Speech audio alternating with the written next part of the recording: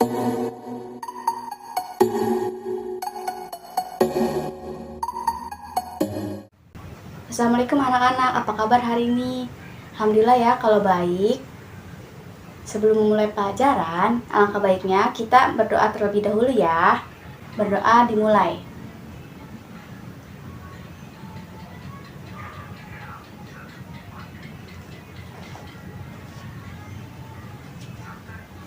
Berdoa selesai.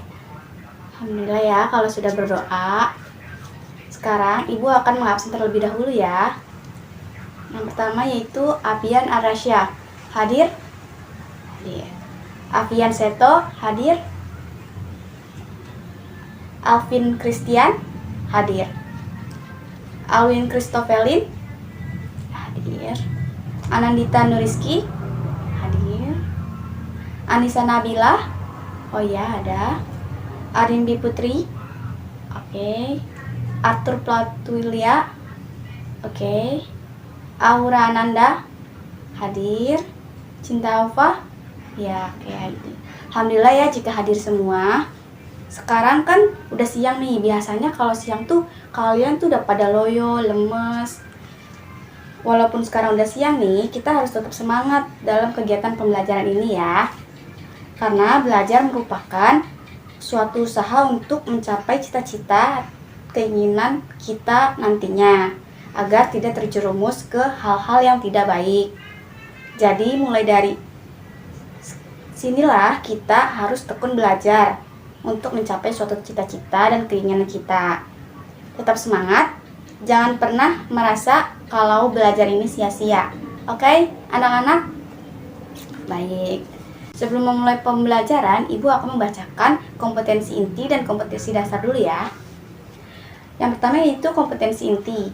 Kompetensinya yaitu siswa dapat memahami, menerapkan, menganalisis pengetahuan faktual, konseptual, prosedural, berdasarkan rasa ingin tahunya tentang ilmu pengetahuan, teknologi, seni, budaya, dan humaniora dengan wawasan kemanusiaan, kebangsaan, kenegaraan, dan peradaban terkait penyebab fenomena dan kejadian, serta menerapkan pengetahuan prosedural pada bidang kajian yang spesifik sesuai dengan bakat dan minatnya untuk memecahkan masalah.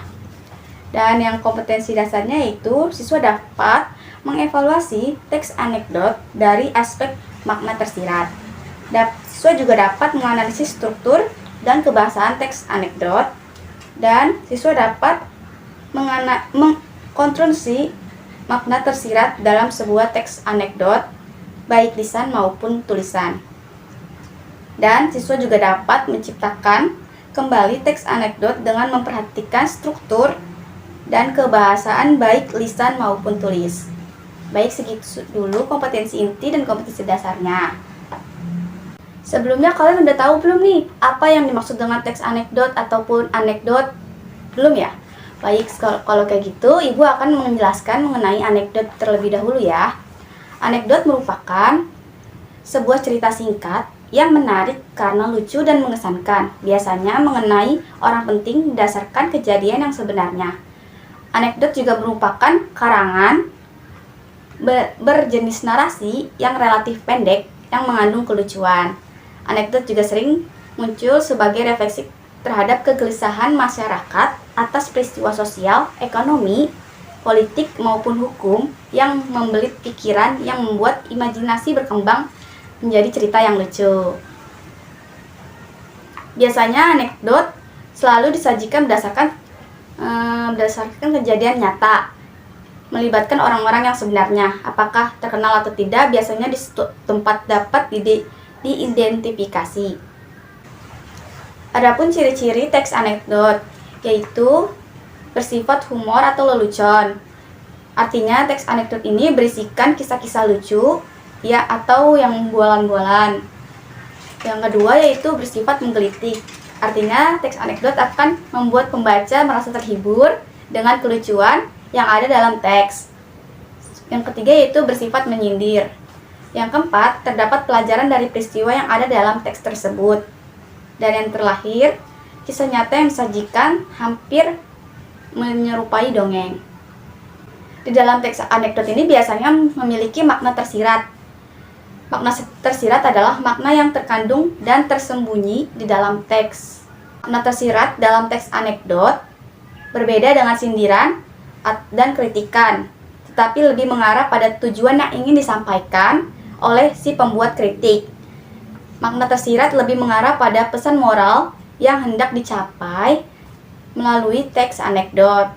Pesan moral itu dapat dirunut dari kritikan atau sindiran yang disampaikan melalui teks anekdot. Adapun strukturnya teks anekdot itu ada 5.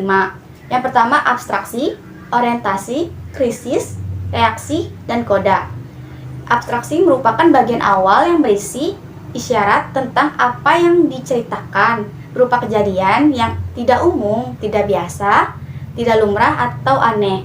Bagian ini bersifat opsional. Boleh ada atau boleh tidak ya. Yang kedua yaitu orientasi, yaitu bagian awal yang berisi pendahuluan yang berupa pengenalan tokoh, waktu, dan tempat. Yang ketiga, krisis, yaitu bagian yang berisi pemunculan masalah atau bagian permasalahan mulai ada. Yang keempat yaitu reaksi, yaitu bagian yang berisi tindakan untuk merespon masalah yang biasanya nyeleneh, lucu, dan unik. Dan yang terakhir yaitu koda, yaitu bagian penutup atau berisi perubahan yang terjadi pada tokoh dan pelajaran yang dapat dipetik dari teks tersebut. Adapun aspek kebahasaan dalam teks anekdot. Untuk memperoleh sindiran yang halus, bahasa teks anekdot menggunakan kalimat retoris, konjungsi, kata kerja aksi, kalimat perintah, dan kalimat seru. Maksud dari kalimat retoris merupakan kalimat pertanyaan yang tidak membutuhkan jawaban. Terus yang kedua itu konjungsi, yaitu kata hubung, seperti halnya dalam konjungsi temporal, yaitu setelah, lalu, kemudian, dan kata hubung sebab akibat, yaitu maka, karena, oleh sebab itu. Selanjutnya ada kata kerja aksi. Kata kerja aksi adalah kata kerja yang menyatakan bahwa subjek sedang melakukan sesuatu atau melakukan suatu aksi. Contohnya seperti antara lain seperti melempar, memukul, menendang, meninjau, menginjak, memasak, menyiram, melukis, menulis, dan lain-lain ya. Kalimat perintah yang keempat ini merupakan kalimat yang mengandung makna memerintah atau perintah atau permintaan seseorang untuk melakukan sesuatu yang sesuai dengan yang diinginkan oleh penulisnya. Contohnya, jangan berbicara selagi makan. Berarti kan kita tidak boleh berbicara selagi makan karena bisa saja tersedak oleh makanan tersebut. Yang terakhir itu kalimat seru. Kalimat seru ini diartikan sebagai kata yang mengungkapkan perasaan seseorang seperti rasa kasih sayang, benci, sedih, kecewa, dan lain-lain. Contohnya seperti, wah, sepatumu bagus sekali. Itu kan kita seperti kayak excited melihat sepatu baru seseorang tersebut. Rasa senang ya maksudnya.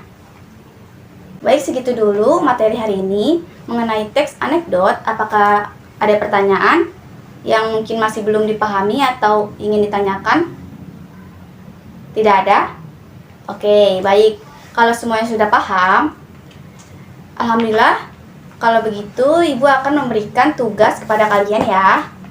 Tugasnya adalah kalian harus mencari teks anekdot di internet, kemudian analisis strukturnya.